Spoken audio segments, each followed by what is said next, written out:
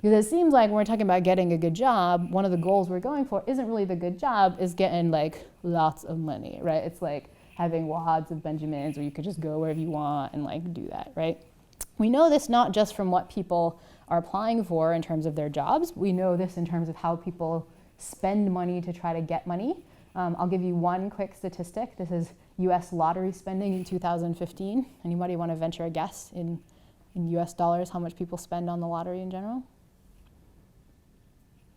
No guesses? $10 billion. $10 billion, actually 7 times that. It's $70 billion. And just to give you a sense of what that means, this is combined more than people spend on books, music, movie tickets, sports teams, and video games combined. So this is like most forms of like being excited about things in the world, like people are spending that on lottery tickets. Why? Presumably, not just because the lottery tickets are fun, presumably it's like they're hoping to get more money. They're hoping to get lots of money. Those are just crazy people who spend money on lottery tickets, but can we see that sort of thing in you guys, in Yale students, particularly in freshmen? We can look at that by looking at this one cool survey that researchers have done for a long time, which is known as the American Freshman Survey, which looks at national norms every couple years. And this has been running for a super long time. They've been surveying freshmen since 1967, and this is still running. The last published stuff is from 2005. And this is a really big cohort, right? So just the 2005 numbers are over 200,000 people from almost 400 different schools, right? It's getting a real swash of what people want. And so we can ask, like, how much does money matter to American freshmen today? And if you ask not about money particularly, but just asking about what's very important to you in life, what you'll find for most freshmen in 2005 is that they say that what's important in life is to be very well off financially, 71%. And you could imagine maybe freshmen say everything's important. So you say, how important is relationships, or how important is this? They say, that's very important. They just think everything's important. But they don't. If you ask, for example, how important is it to develop a meaningful philosophy on life, only about half of freshmen think that that's true.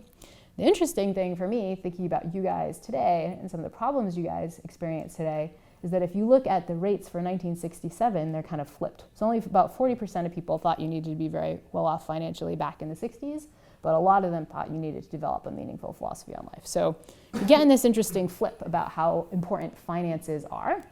And that raises this question about whether or not money is really going to make us happier. Having a bigger income, is that actually going to help us? Luckily, lots and lots of work on this. Does in a bigger income increase life satisfaction? And a lot of the work has been done by this cool psychologist, Ed Diener, who has this nice book on happiness, unlocking the mysteries of psychological wealth. And it's a hint there, it's psychological wealth, not financial wealth. But Diener's done all these cool studies trying to look at what the correlation is between your income and life satisfaction. And because some of you aren't scientists, quick primer on what correlation means, really what we're going to do is plot out everybody who writes back to our survey what their income is and some measure of how satisfied they are with their life. And we're going to see if as income goes up, does life satisfaction go up? And we're going to get a different correlation. We could get a correlation like this, which is like it's super tightly correlated. You know, every time your income goes up, your life satisfaction goes up. For stats people in the audience, this is like a super strong correlation, like 0.9. Could be a little weaker. This is what like a 0.75 correlation looks like. This is what 0.5 correlation looks like. Here's what a 0.25 correlation looks like. And you can see this is correlated. It means as income is going up, life satisfaction is going up. But you couldn't ever tell from somebody at a particular income where their life satisfaction is. Like if your income up here, maybe your life satisfaction is over here, and maybe over here. There's all kinds of other things affecting it. That's a 0.25 correlation. So what's the real correlation for actual income and life satisfaction? We can look at this from 2 different worldwide samples. One is this thing called the World Value Survey, which surveys adults across many, many different countries. The other is a college survey across college students, many, many different countries. And here's all the different correlations. Here's the most relevant one down here, which is the mean of all of them. Basically, the correlation is about a 0.1. It's half as strong as that last correlation you saw where the dots were all over the place.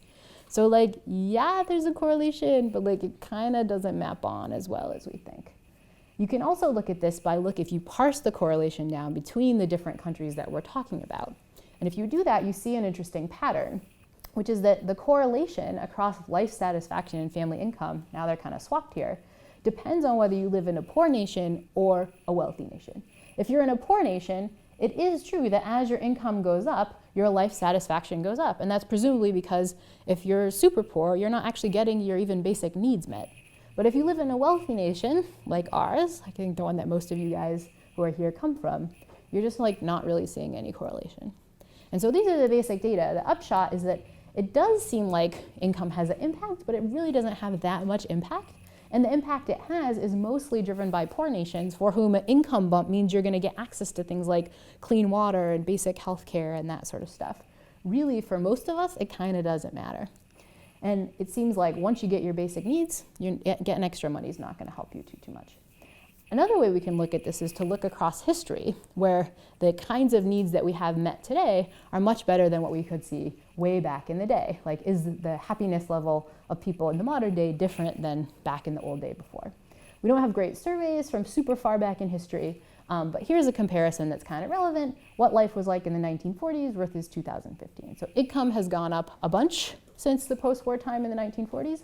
Also kind of cool stuff that you'd think would be kind of basic needs has gone up. So I'm told only about 2/3 of houses in the 1940s had things like indoor showers and plumbing and hot water and things like that, let alone things like dishwashers and iPads and cell phones and all the stuff we have, right? So presumably their basic needs are being met even less, so their happiness should be lower. What can we see? Well, if we look at average happiness as reported in 2005, most people are saying like 7.2 out of 10.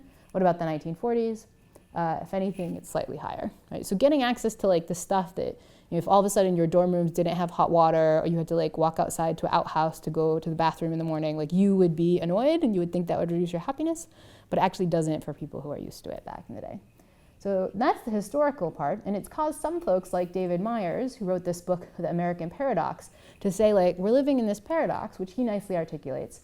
He said, compared with their grandparents, today's young adults have grown up with much more affluence, slightly less happiness, and in fact, a much greater risk of depression and all kinds of social pathology. And he says this is a paradox because becoming much better over the last 4 decades hasn't been accompanied by one iota of increased subjective well-being. All this extra stuff that we're getting is not actually making us much happier, and that we should see kind of as a paradox. The final data I'll give you on this connection between income and life satisfaction comes from a recent and very famous science paper by Danny Kahneman and Angus Deaton, both of whom are psychologists and economists who've won the Nobel Prize in economics, so like they're like hot figures to listen to, they know what they're talking about. And they were interested in this correlation of not just the correlation, but is there some sort of threshold? Like, is there a point past which if you hit that income, you're basically not gonna get any more of a bump in happiness? We saw this, like, there is at the lower level some bump, but like, where does it level off? And to do that, they surveyed Americans, because they wanted it to be applicable to most of you folks. And what they looked at was a couple different measures of life satisfaction. They looked at what they're calling positive affects, so how much you smile in your daily life, nice predictor of if you're happy. Whether you report that you're not blue, this is like the opposite of reporting that you're worried or sad or anxious throughout the day. And whether you report that you're stress-free. Like I asked you, were you stressed yesterday? And you say, no, I wasn't stressed. And so what happens across income?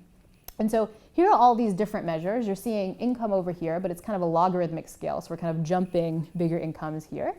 And you'll see what they report for all these different measures of stress, not blue, affect, and so on.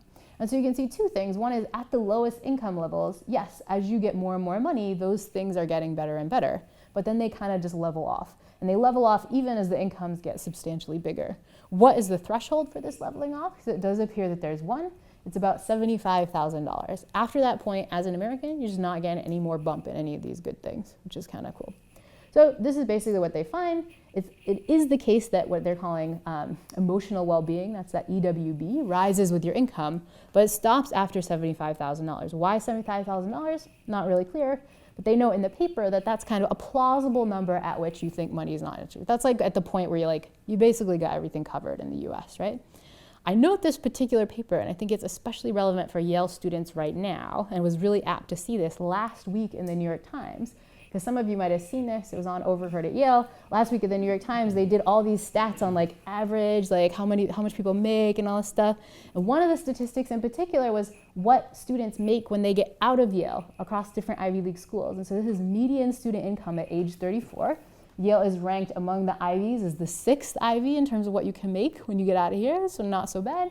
But the relevant number is, look, the median income at age 34 is over that threshold, $76,000. So basically, once you guys turn 34, you guys are set. You're not going to have any more income happiness increase is basically what the statistic is. So most Yalees, when they get out of here, after they turn 34, are just set. So if you think $75,000 sounds like a lot, probably most of you in this room will make that. It's You guys are golden, right? So that was the Kahneman and Deaton finding. But they did one more interesting thing that I think kind of gives us a sense of where our bad intuitions are coming from, which is that in addition to measuring all these things about are you stressed, are you blue, and so on, they also measured this thing they called life evaluation. And what that is they said, imagine that you could evaluate your life on a ladder numbered from 0 to 10. And the bottom is like the worst possible life and the top is the best. You're like going up this ladder. Where do you put yourself on this ladder, right? What's your perspective on your own life? Not are you actually happy or actually blue or actually stressed, what's your own vision of your own life? And then they looked at how that played out according to income. And these are the measures you saw before, but here's what happens with this ladder measure. Basically, that continues to still go up, although not as steep at the top levels. But the idea is that even though our emotional well-being isn't going up after $75,000, we think our own evaluation of our own life is going up. We kind of have this mismatch between how we're actually feeling and how we're evaluating our real life. And so this is the idea, is that high income doesn't actually mean happiness, but it kind of makes you think that you must have a life that's happier when you're like, I make $200,000. When you think of that, you're like, I must have a really good life, even though it's not actually translating into it.